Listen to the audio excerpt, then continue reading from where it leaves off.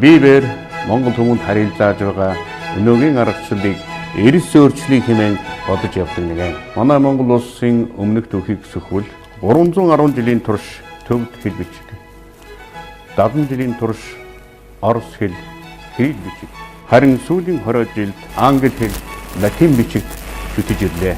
Өөрөөр хэлбэл ертөнцийн юмс үзэгдлийг хамгийн гол янзаар нэрлэж өгсийн сандаа саяасаа шүхтэй Монгол хүмүүс 400 жилийн турш харь хэлийг төрөл хэлнээсээ дээр тавьж эрдэм мэдлэгтэй дүүцүүлж байсан алдаа гэж үздэг нэгэн. Соён гээгэр үлгч телевиз, хэл судлаач, англи хэлний багш Гочогийн Нацаг Доржтой хамтран англи үгсийг тогтоох монгол сэтгүүкийн цуврал хичээлүүдийг цоо шинээр бэлтгэн үзэгч та бүхэнд хүргэж байна. Нацаг Дорж багш ярихдаа харьд очсон монголчууд тухайн газрынхаа хэлийг маш хурдан сурдаг нь хэлний авьяастайдан юм уу бусдаас илүүдэн огтхон ч бишээ. Гол учир нь манай монгол хэл авиа зүүн хувьд бусад хэлнүүдээс хавьгүй даваа бөгөөд үгсийн сонголт арвин хувилбар олонтойд оршиж байна гэж тэмдэглэсэн юм. Өнөөдөр дээр доргүй сурахаар мэдээч англи хэлийг хэлбэрсүүлж төрлөх хэлтэйгээ дүүцүүлэх аргачлалыг мэдээд авчих бол 3-аас 5 сарны дотор англи хэлийг англи хэлтэндээс дутгааргүй эзэмших болно. Зөвхөн соён гэгэрүүлж телевизээр миний заах гэж англи хэлний үгсийн санг тогтоох монгол сэтгүү цуврал хичээлээр англи хэлний үгсийн санг тогтоож өөрийн болох нь монгол хүмүүн танд маш хялбархан гэдгийг батлах болно. Даваагаас баасан гарагийг дуустал орой бүр үзэг цалсан бэлдээд цэнхэр дэлгэцтэй ойртон суухыг урьж байна. Англи хэлний идэвхтэй хэрэглэгддэг 20 мянган үгнээс 500 орчим үг нь монгол үгсийн сангаас гаралтайг та мэдэх үү? Тухайлбал англи хэлний danger хэмээх үг нь монгол хэлний тэнгэр гэсэн үгнээс гаралтай ажээ. Дорн зүгээс тэнгэр шүтлэгт аимшигт хүмүүс ирж яваа гэсэн Европ телевизний айдас инхүү англи хэлний danger гэсэн үгийг бий болгосон байна. Мөн англи хэлний human гэдэг нь босоо монгол бичгийн хүмүүн гэсэн үгнээс гаралтай ажээ.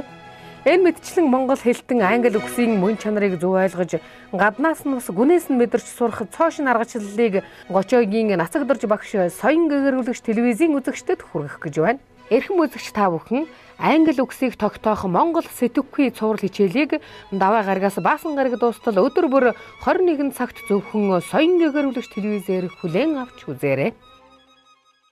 За сайн байцгаана үзэгчдээ.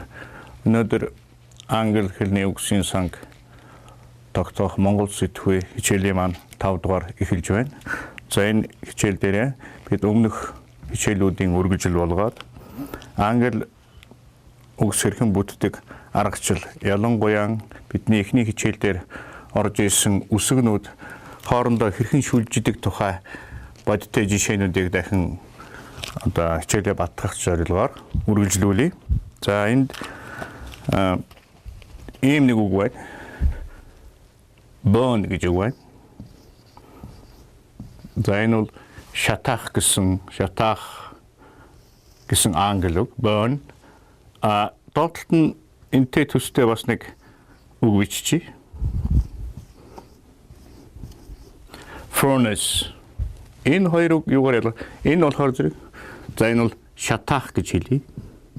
Шатаах орчуулна. Тэгвэл доотлолт нь энэ ямар үг вэ? Шатаах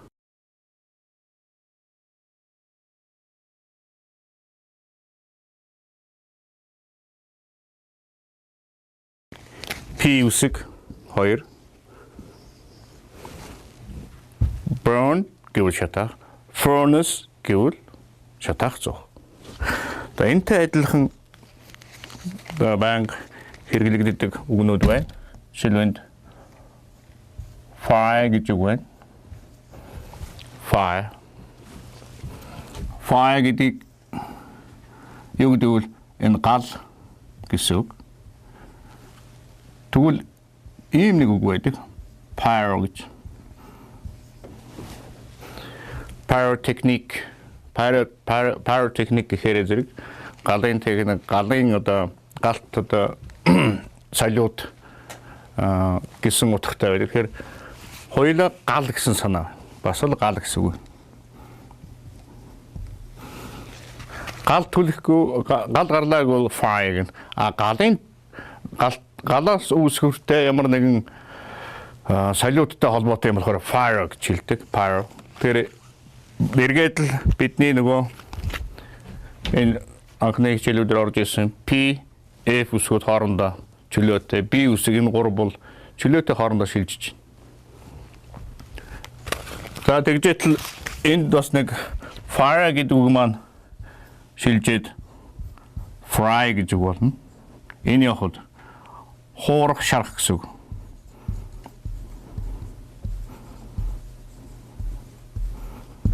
Нөгөө гал гэдэг үг маань ийм болохоор нөгөө ихшгийн гээгээд y үсэг сүлд нь хийчихээрээ fry гэж хэлэхээрээ хуурах, шарах болчих. За энэ бол англи хэлний одоо гол одоо бажиг гэх үү дээ. Өөрөөр язгуур гэж авиан бол их тийм тодорхой бос юугаар тодорхойлогддог вэ гэхээр дандаа энэ гийгүүлэгчээр барьдаг. If air in F air байж. Өөрөөр хэлбэл англи хэлбэл их шиг үсгийг шоовдруулдаг. Энэ монгол хэлнээс эрс ялгаатай нэг шинж. Их шиг үсгэн тэр 6 их шиг үсгэн одоо ач холбогдол өгдөг гийгүүлэгчээ голж барьдаг.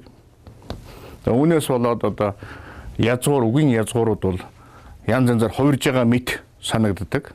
Тэгвэл энэ өөрчлөгдөд байгаа үгийн язгуур өөрчлөгдөд байгаа учрыг мэдчих юм бол их шиг үсгийг тэр vowel гэж хэлдэг их шигэн их шоовдрлаж үздэг юм байна. Тэгээд монгол хэлэнд бол эсрэгээр их шиг үсэг бол хамгийн одоо чухал үүрэгтэй одоо гүйүүлэгчтэйгээ нэгэн зэндаанд дуудагдаж, хилэгдэж, бичигддэг.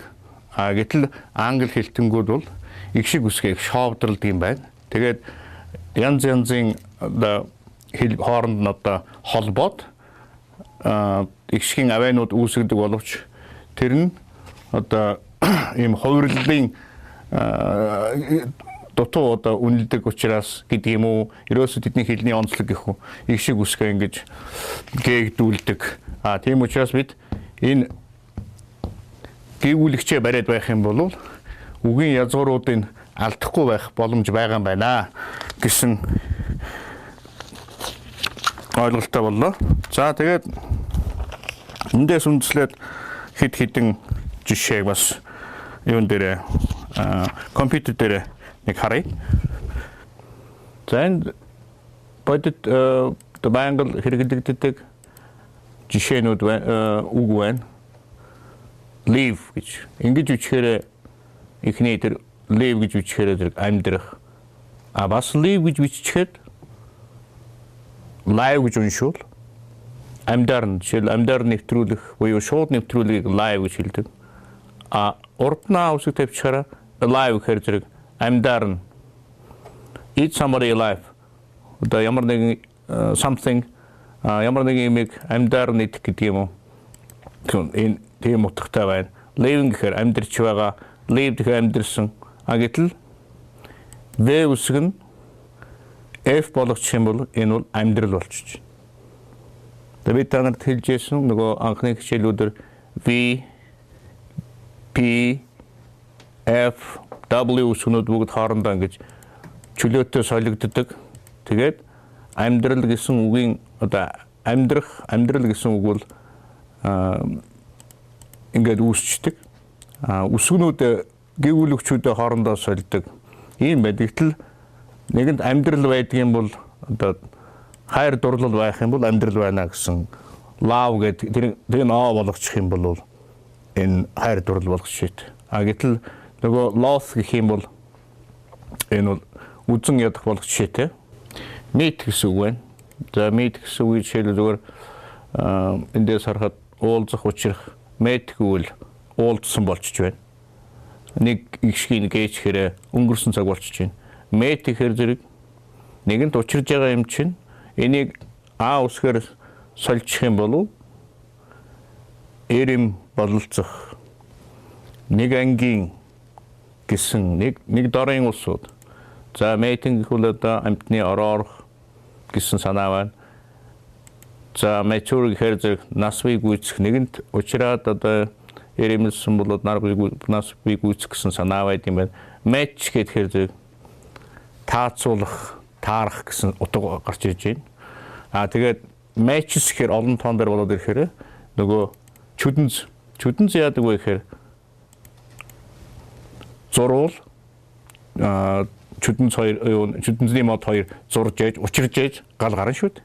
Тэгэхээр энэ ямар нэг л одоо дуудлага мит гэдэг, учрах гэдэг юм санаа байгаад л тэндээсээ бүх бусад одоо дагалдах юмнууд ч math гэдэг чинь. Энэ нөгөө математик гэдэг. Математикч яадаг? Нэг дээр нэмэх нь 1, тэнцүү 2. Тэ? Эсвэл одоо тэнцүү тэмдгийн 2 тал хоёулаа тэнцэж явах хэрэгтэй, учирж явах хэрэгтэй, таацж явах хэрэгтэй гэсэн санаа. Тэгэл математик гэдэг бол ерөөсөө таацсан гэсэн л утгатай байх нь шүү дээ. Учирсан хоёр талаа юм бол тэнцүү байх хэрэгтэй. Гэх мэтлэнгээр ингээд хараад байхад бол тэгээд язгуурн дээрээ л махлаад байдаг. Тэрийг жоохон өөрчлөөд, игшгийг өөрчлөөд, төгсгөлийн жоохон өөрчлөөд эндээс холддоггүй байгаад байдаг. Тэгэхээр англи хэл өөрөө хэр ядуу бай. Тэгээд дуудлага нь ойролцоо байдаг. Ийм байдлаас болоод одоо зарим нэгэн үг тогтоох монгол хүнд жишээлбэл их зовлонтой. Энэ үгийн одоо язгуур аваа тун цөөхөн байдгийг одоо ингээд энэ жишээнүүдээс харж болно. Anger гэсэн байна, уур хилэн байна. Ankle гэхээр зэрэг шагаа болчихно. За angle гэхээр өнцөг. За ингээд зүгээр хардаг. Гэтэл урдлал нь дэ үсэг нэмчихээр унжих, санжигнах, tangle гэхээр зэрэг орооцолдох, rectangle, wrangle гэхээр зэрэг за энэ V үсэг, W үсэг болохоор зэрэг ямар учиртай юм бэ гэхээр түрүүн одоо дүрсний утга агуулдаг гэж хэлсэн. Өөрөөр хэлбэл ямар нэг юм одоо өөрөө үсэг маань ингээд ийшээ ингээд зүг тийшээ займжсан, мушгирсан гэсэн санаа байдаг. Тэгэхээр энэ аргалга сэргэлэнт гэсэн санаа. За энэ жишээнүүдийг бид дараа нь тодруулан үзнэ. За энэ нэг бас нэг хэдэн ойр зураг нь бич хэлдэ. Чих, сонсох, чих сонсох,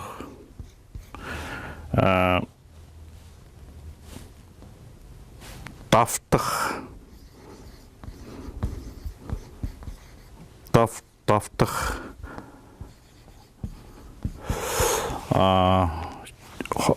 туулайн молтогчин туулай.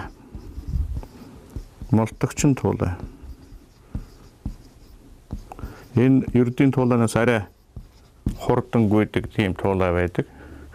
Молтогчин туулай. За ийм үгнүүдийг одоо жишээлбэл англи хэлээр юу гэж хэлэх вэ гэвэл за чихгүүл air гэж. Сонсох гэхээр зэрэг энэ H үсэг нэмэхээр hair.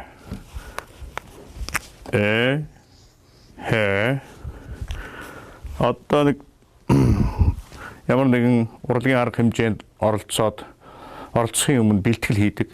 Тэрийг бол юу гэхээр rehearse гэж хэлдэг.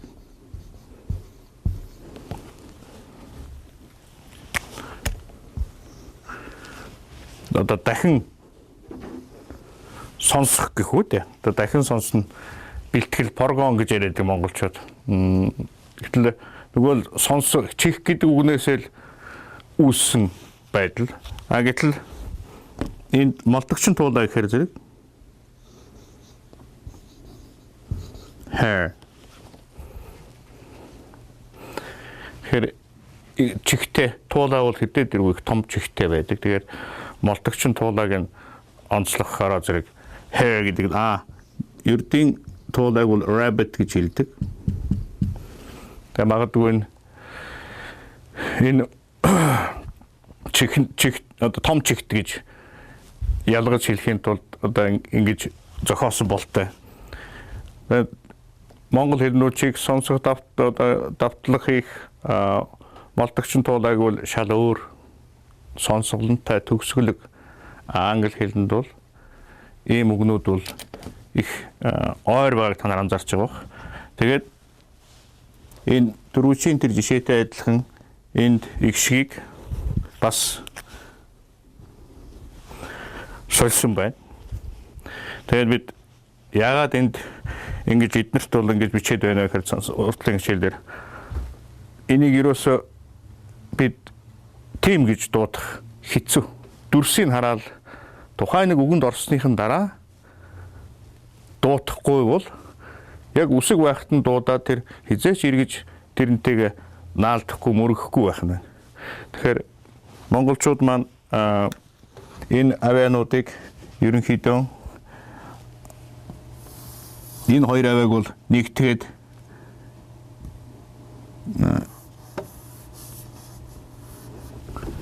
оо хоёрыг нэгтгээд ийм үсгээр тэмдэглэждэг. Үсэг маань мэдээж хэрэг гэд болчихно. Эдний хувьд бол и үсэг бол и I Y үсгнүүд бол ямар ч үсэг дуудлагаар дуудаж болно. Одоо бусад юунуудаа орохоор энэ эрг үсэгтэй орохоор зэрэг өөр одоо тэр транскрипт гэж бид нар үзсэн өөрөөр утгатай өөрөөр дуудлагатай болчдөг. Тэгэхээр энийг бас эр гэж бид бод хэлж болдоггүй. Зүгээр нэг ийм үгийн ихэнд орохоор л голдуу эр гэдэг бидний ойлголтоор дуудаж болдог. Бусад үед бол төгсгөлд юм уу дунд ороход энийг бол ирээр дуудадаггүй. Ерөөсө манай хосыг шишиг маягтай болоод явцдаг. Тийм учраас энэ англи хэлний үсэг бол бидний ойлгодог кирилл үсгээр ойлгодог босоо монгол бичгээр ойлгодог дуудлагатай ерөөсөн хавьдахгүй. Одоо шал өөр. Тэгээд тийм учраас бид бол энийг тусгайлан одоо жишээл кириллтэйгээ зэрэгцүүлээд үзэх юм бол манай хойч үед одоо залуучууд бол их төвөгтэй бодлох аюултай ерөөсө тийм ч учраас англичууд ч өөрөө энэ үсгүүдээ ингэж дуудахдаа заавал тэр транскрипт гэж 40 хэдэн авиаг шинээр зохиосон дахиад дүрс зохиоцсон гэж. Тэгвэл бид энэ ийм бодлоонтой ийм дуудлагын болоод ийм гажигтай зүйлийг зэгцлэхийн тулд Монгол өнцгөөсөө харж их ажигчгийнхаа байх. Дээр нь дуудлагуудын зохих ёсны одоо оноолтуудыг хийгээд бүлэглээд ингэжээж бол одоо үгсийн тогтоох ийм боломжтой. Тэгвэл биний өгж байгаа энэ аргачлалын цөөхөн хэсгийг бид үзэж байна. Явцын дунд үг болгон дээр одоо үсэг болгон дээр үгсийн жагсаалтыг бол гаргацсан байж байгаа. Нэг үрчлэн гаргацсан ба. Тэгээд тэднийг бүлэглээд ийм үгнүүдийг ингэж тогтоох шаардлагатай. Үг болгоноор аялах хэрэгтэй болно. Үг болгоноор аялаад өөртөө төсөөл авч иж сая монгол үгтэй дүүлгэн. Тэгэхгүй бол монгол үгийн одоо толиор буучсан хэлбэрээр нь оноох юм бол эргээд бид энэ англи үгийг ерөөс олж чадахгүй. Ягаад тэгэхээр дандаа нэг дуудлагатай маш өчүүхэн зүйлийн ялгаагаар үсгнүүдийг сольсон байдлаар ялангуяа их шиг үсгийг байрал нь өөр болдог. Энэ байдлаас болоод одоо бодлох, буруу бичих, буруу дуудах, эсвэл тогтохгүй байх ийм аюултай байдаг. Тэгэхээр бид энэ монгол хэлнийхээ давуу талыг ашиглаад англи хэлний энэ үгсийн энэ дутуу дулмаг гэдэг юм уу дуудлагын болоод бичлэгийн гажийг нь оноож олоод тогтоогоод одоо бодлохгүй байх ийм боломжтой юм а гэдгийг бол хэлэхээр байна. За ингээд цааш нь үргэлжлүүлээд энд бас зарим нэгэн жишээнүүдийг дахин нэг хэлье. За жишээлбэл би гэдэг үг байна. Би нүд би нүд чих сонсох за агаар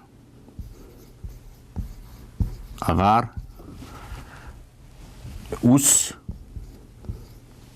энд ойр За монгол үгнүүд бол ийм ойлгомжтой шууд хараад хэлж болно. За энийг бид англиар нь кирилл дээр буулгах гэж үзье. Болох нь үгүй юу? За ингэж хэлдэг I гэдэг. I энэ бол I нэг нүд гэх юм бол бас I. Чих гэх юм бол ear. Сонсох гэх юм бол hear. Бас яг муруу болоод байна. Агаар гэхэр зэрэг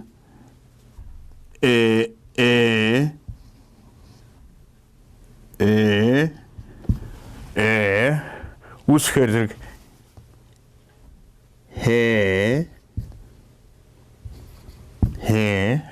энд гэхэр here орхэр ни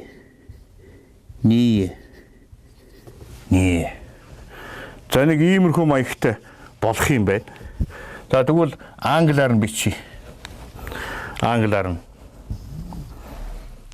I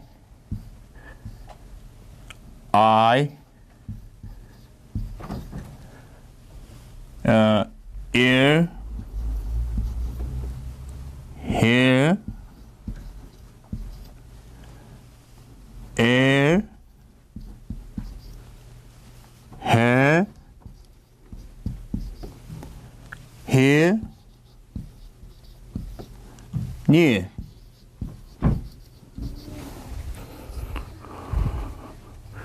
За энэ юу харуулж байна гэхээр англи хэлийг өөр ямар ч хэлээр орлох боломж байх. Үсгээр орлох боломж байх. Латин бол латинаар явах арга байхгүй. Бид энийг ингэж бичихэд I гэдэг утга. Энийг ингэж бичихэд I гэдэг утга. Энийг ингэж бичихэд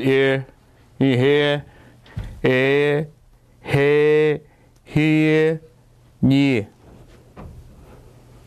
Гэтэл монгол хэл бол би, нүд, чих, сонсох, агаар, ус, энд, ойр гэдэг тодорхой төгсгөлөг хурц.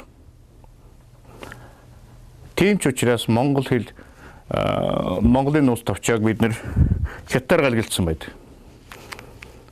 Хятадаар галгаад бид эргээд монгол улс чалуулж байгаа. Англи хэлийг хэрв кириллээр галглаад юм уу? Өөр ямар нэгэн хэлний үсгээр галглах ямар ч нөхцөл байхгүй.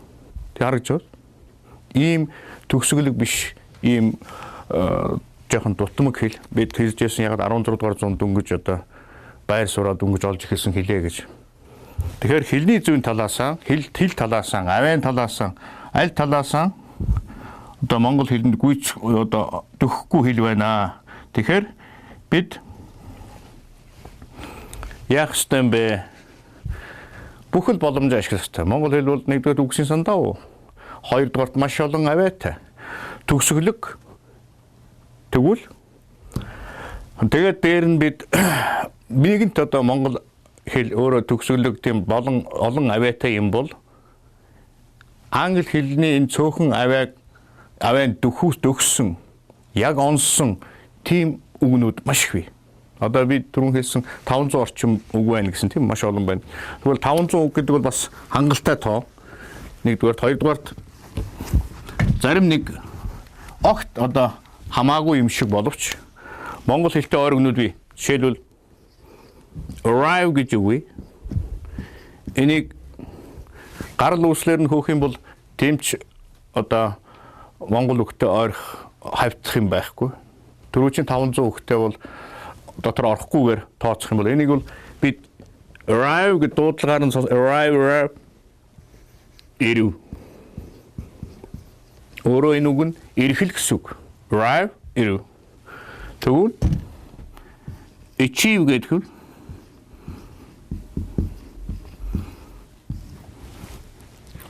үг тогтоогод жишээл achieve ямар монгол үгтэй авиатай ойролцоо очив гэж тогтоочих юм бол уг нь бол энэ утга нь бол хүрэх гэсэн үг. Очих хүрэх хоёрын ялгаа юу вэ? Жохон ялгаа би гэхдээ тогтооход бол болж байна тийм. Очив гэхээр тэнд хүрж байгаа юм байна гэж тогтоож бол arrive гэхэд ирлээ гэсэн санааг авч байна.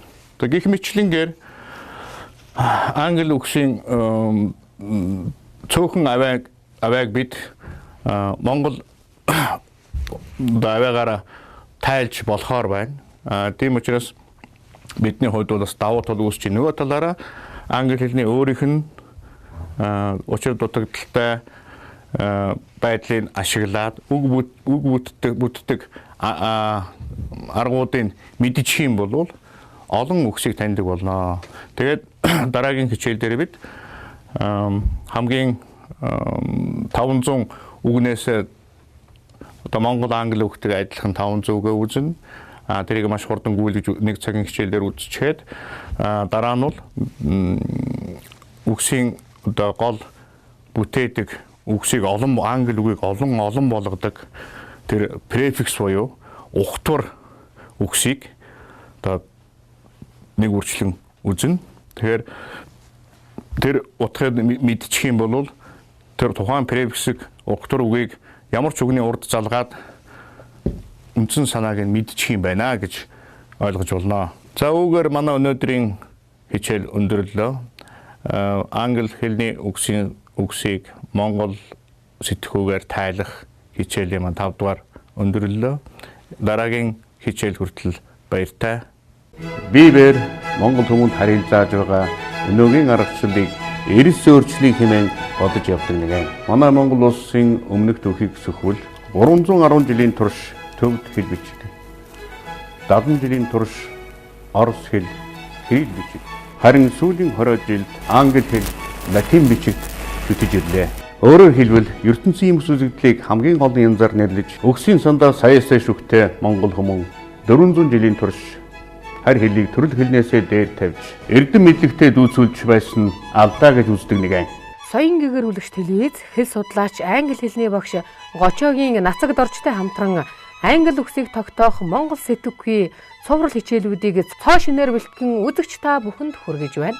Нацаг дорж багш ярихдаа харьд очсон монголчууд тухайн газрынхаа хэлийг маш хурдан сурдаг нь хэлний авьяастайдан юм уу бусдаас илүүдэн огтхон ч бишээ.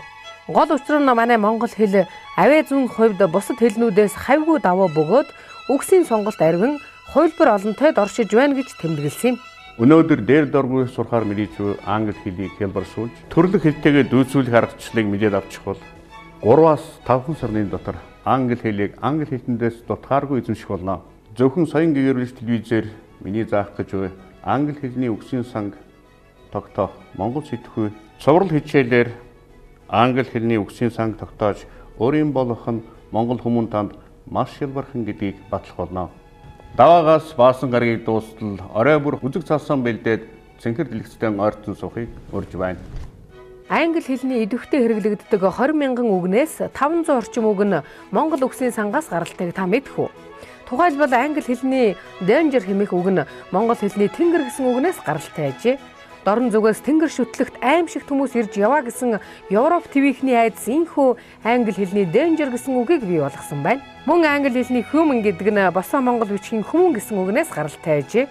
Энэ мэдчлэн монгол хэлтэн англи үгсийн мөн чанарыг зөв ойлгож гаднаас нь бас гүнээс нь мэдэрч сурах цоошин аргачлалыг Гочогийн нацаг дорж багш соён гэгэрүүлэгч телевизийн үзэгчдэд хүргэх гэж байна. Эрхэм үзэгч та бүхэн англи үгсийг тогтоох монгол сэтгүүгийн цуврал хичээлийг даваа гарагаас баасан гараг дуустал өдөр бүр 21 цагт зөвхөн соён гэгэрүүлэгч телевизээр хүлээн авч үзээрэй.